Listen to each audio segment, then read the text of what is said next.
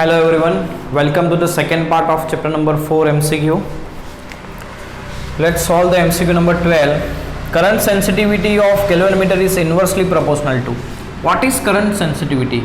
Current sensitivity means the deflection in a coil per unit current, that is called current sensitivity, and the deflection in the coil per unit voltage is called voltage sensitivity.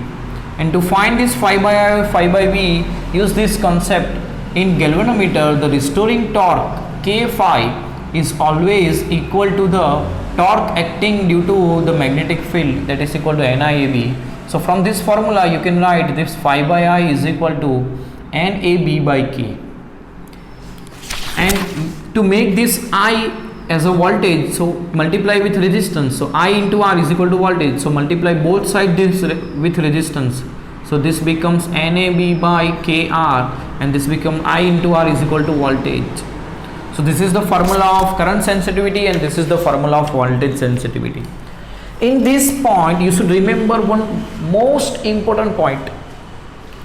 This current sensitivity is proportional to number of turns of the coil, but this voltage sensitivity is independent of this number of turns. Why? If you increase the number of turns, this N will also increase, but with this number of turns this R will also increase. The numerator is also increasing and denominator also increasing, so the value remain constant with respect to number of turns. So this is the most important point of this topic. So here in question number 12 they are asking the current sensitivity of galvanometer is inversely proportional to what? It is inversely proportional to K, and that is equal to torsional constant, right? Now question number 13. The resistance of galvanometer is G if the current capacity is I. To increase the current capacity by N times required value of shunt. The required shunt, the formula for shunt value, to convert the galvanometer into ammeter, you should connect a shunt with series with galvanometer. The value of shunt is GIG divided by I minus IG. GIG divided by I minus IG. And to make the current capacity N times means what? The current flowing through meter, it becomes N times current capacity of galvanometer. So substitute this I is equal to NIG. So IG gets cancelled, so G divided by N minus 1 is the answer. The shunt required is G divided by N minus 1. So A is our answer. Question number 14. A galvanometer coil has resistance of 12 ohm and the meter shows full scale deflection for the current of 3 milliampere. So 3 milliampere is the current capacity of galvanometer. If it is given that the half scale deflection of galvanometer is 3 milliampere, then your full scale deflection is 6 milliampere. So 6 milliampere is the capacity of the galvanometer that can measure the maximum current 3 milliampere here in this question. Galvanometer coil has resistance G is equal to 12 ohm. And how will you convert the meter into voltmeter of range 0 to 18 volts? So you should measure the voltage 18 volt with the voltmeter. So for that, connect a series resistance. To convert galvanometer into voltmeter, you should connect a series resistance of value R is equal to V by IG minus G. So voltage is 18, IG is 3 milliampere minus G is equal to 12. So 6 by 6 into 10 power 3, so 6000 minus 12. 6000 minus 12 is our answer. 6000 minus 12. 5988 ohm is our answer. D is our answer. So other important points also you should remember. Ammeter is always connected in series with the given component to measure the current. To convert galvanometer into ammeter, you should connect a shunt resistance, means with galvanometer you should connect a parallel resistance, that is called shunt, of value Gig upon I minus Ig, right? And the value of shunt must be very small. S must be very small. So the equivalent resistance of ammeter is the parallel combination of G and S. So that is also very small. And for ideal emitter, the resistance is 0. And to measure the voltage, you should connect the voltmeter with parallel with the component, given component. And to convert the galvanometer into voltmeter, you should connect a series resistance, means connect a resistance in series with galvanometer. That series resistance, value of series resistance is equal to V by Ig minus G. And the value of series resistance must be very large. So the equivalent resistance of voltmeter is series of this G and R. So this is also very large. So for ideal voltmeter, resistance of voltmeter is very large, means infinity. You should remember these points also related to this topic.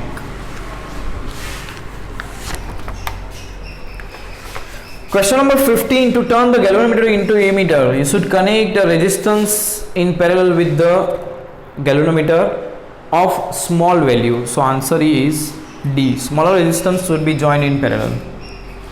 Question number 16.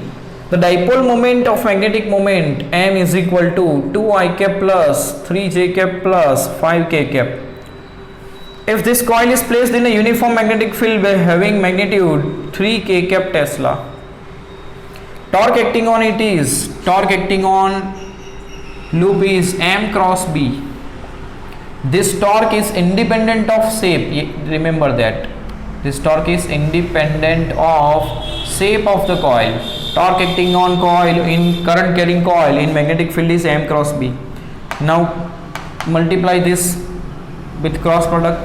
I cross K, I cross J is equal to K, J cross K is equal to I, and K cross I is equal to J, but I cross K is minus J. So 2 3s are 6 minus 6 J cap.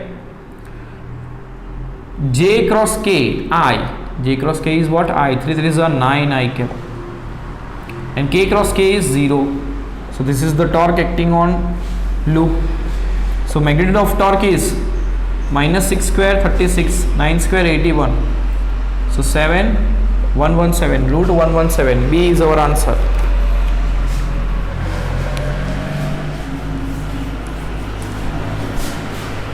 Question number 17. A rectangular coil of 20 centimeter has 100 turns.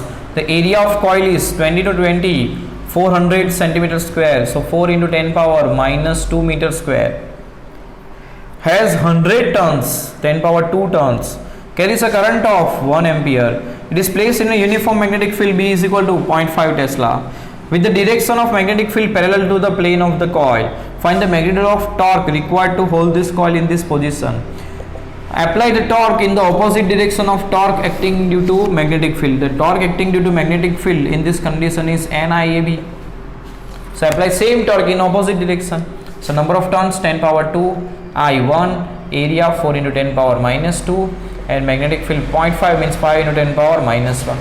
5 4s are 20 into 10 power plus 2 minus 2 0 minus 1. So 2 Newton meter is the torque you should apply to keep this coil stationary, because 2 Newton per meter is the torque acting due to the magnetic field on the coil. So same torque you should apply in the opposite direction. Question number 18. Value of the gyromagnetic ratio is 8.8 into 10 power 10 coulomb per kg. So C is our answer.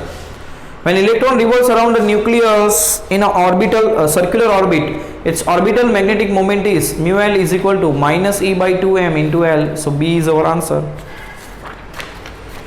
Already we discussed these topics. Current passing through two parallel wires A and B are I1 and I2 respectively. If the both current flow in same direction, magnetic field near the midpoint of the wire is 10 Tesla. Direction of current is I2 is reverse. The magnetic field becomes 30 Tesla. Then I1 by I2. Same current flowing between two wire is same direction. The magnetic field near the midpoint of the wire is 10 Tesla. Here the magnetic field intensity is 10 Tesla. Here the magnetic field is due to wire 1, that is equal to mu naught I1 divided by distance 2 pi r. This point is in mid, so the distance of wires from this point are equal. And the magnetic field due to second wire is mu naught I2 divided by 2 pi r. Magnetic field due to first wire is inside, and magnetic field due to second wire is in coming outside direction, outside of this board. So both are in opposite direction, so resultant magnetic field is subtraction of both. So B1 minus B2, magnitude of B1 minus B2 is our answer. So mu naught I1 divided by 2 pi r minus mu naught I2 divided by 2 pi r, and this resultant magnetic field at the center is 10 Tesla is given. This is our equation number 1. Whenever you reverse the direction of current I2, then what happen? The intensity of magnetic field is same because the distance is not varying. But if you reverse the direction, then what happen? The current magnetic field due to second wire is also in inside direction. So magnetic field due to both wire is in same direction. So resultant magnetic field is addition of both. So resultant magnetic field is B1 plus B2. So that is equal to mu naught I1 divided by 2 pi r plus mu naught I2 divided by 2 pi r, and that is equal to given 30 Tesla. That is equal to given 30 Tesla. This is equation number 2. Now if you add both this equation, then what happen? Add 1 and 2. Then what happen? Mu 0 I1 divided by 2 pi r, that is 2 times. And this is plus and this is minus, so both get cancelled. So that is equal to 30 plus 10 means that is equal to 40. So mu naught I1 divided by 2 pi r is equal to 40 by 20 means 20 is answer for mu naught I1 divided by 2 pi r. This is your equation number 3. Now substitute this value here in this equation, then what happen? 20, take this 10 left side, minus 10, take this term right side, that is equal to mu naught I2 divided by 2 pi r. So mu naught I2 divided by 2 pi r becomes 10. So divide both equation number 3 and 4. Mu naught I1 divided by 2 pi r divided by mu naught I2 divided by 2 pi r, that is equal to 20 by 10. So 2 pi r gets cancelled, mu naught cancel, I1 by I2, that is equal to 2. So 2 is our answer. Option number B.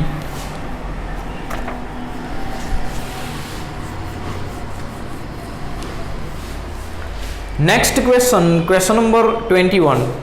Find the distance at which the magnetic field on the axis S compared to the magnetic field at the center of the coil, current carrying I and radius R is 1 by 8. Magnetic field at a distance x is 1 by 8 times the magnetic field at the center.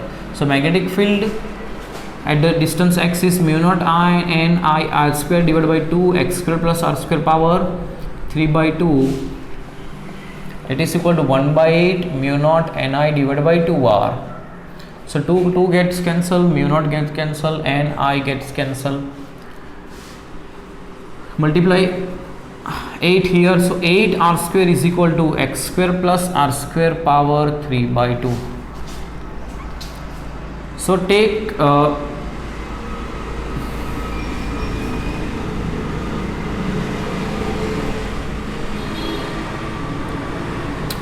8 r into r, this is also r cube, r square into r, so 8 r cube.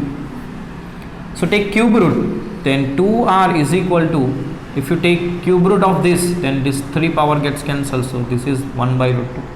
Make square both sides, so 4r square, that is equal to x square plus r square. So 4r square minus r square, 3r square is equal to x square.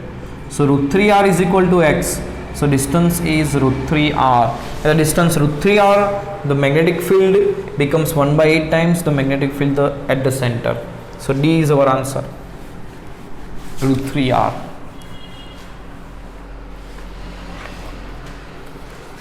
22, question number 22. A long solenoid carrying a current produces a magnetic field B along its axis. If the current is double, then the number of turns per centimeter is also double. Magnetic field due to solenoid is mu naught Ni. The new magnetic field is mu naught. Number of turns per centimeter is double, so this is 2N. And current is also double, this is 2I. So it becomes 4 times. So 4B is our answer. The new value of magnetic field is 4B.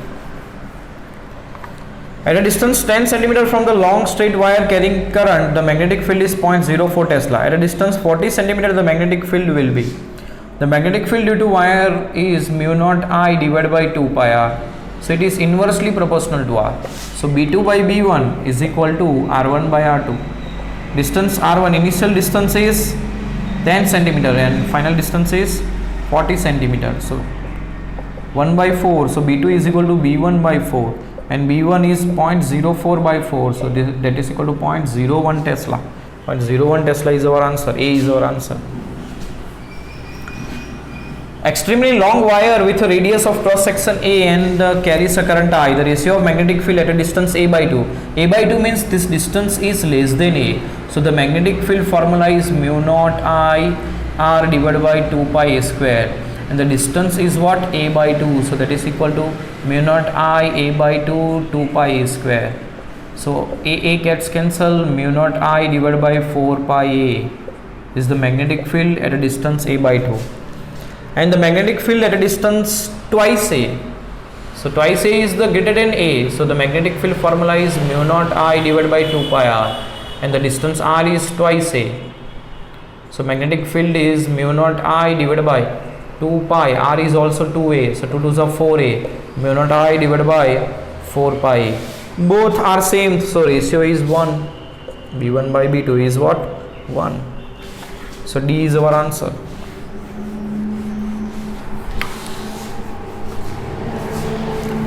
Next question, question number 26. A particle having 2 coulomb charge, Q is 2 coulomb, passes through the magnetic field 4 K cap and some uniform electric field with velocity 25 J cap with uniform velocity 25 J cap. If the Lorentz force acting on it is 400 Newton, Lorentz force is 400 I cap. Find the electric field in this region. Electric field is what? So Lorentz force is Q into E plus V cross B. So resultant force is 400 I cap. Charge is 2 coulomb. You have to find electric field. V cross B. V is equal to 25 J cap cross B is 4 K cap. So 400 I cap plus is equal to divided by 2. Let's divide by 2. So that is equal to 200 I cap is equal to E plus 25 4s are 100 J cross K I. So E is equal to 200 minus 100 I cap. So that is equal to 100 I cap. So electric field is 100 I cap. C is our answer.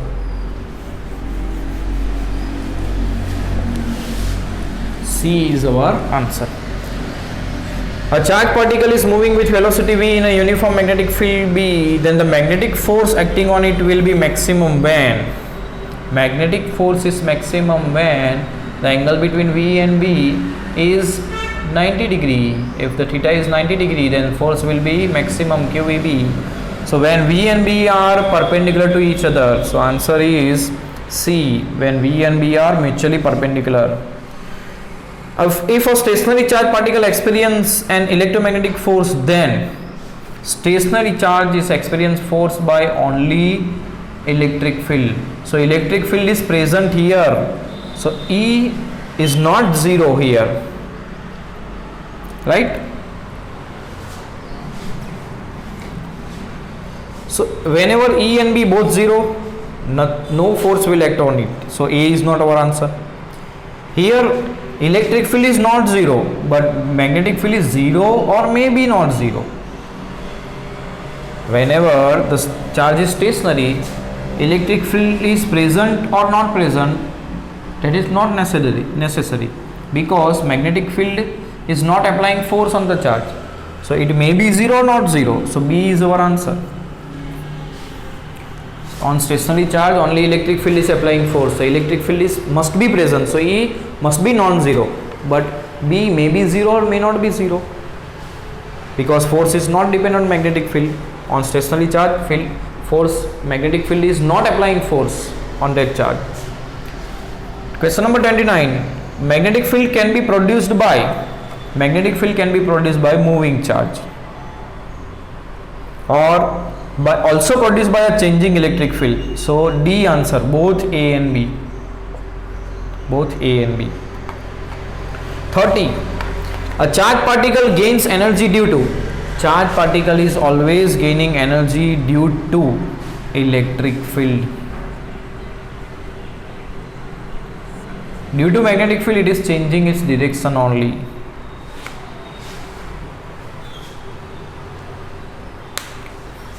So practice all this question from this sheet and you will get idea about solving MCQs and 1 marks question for your examination.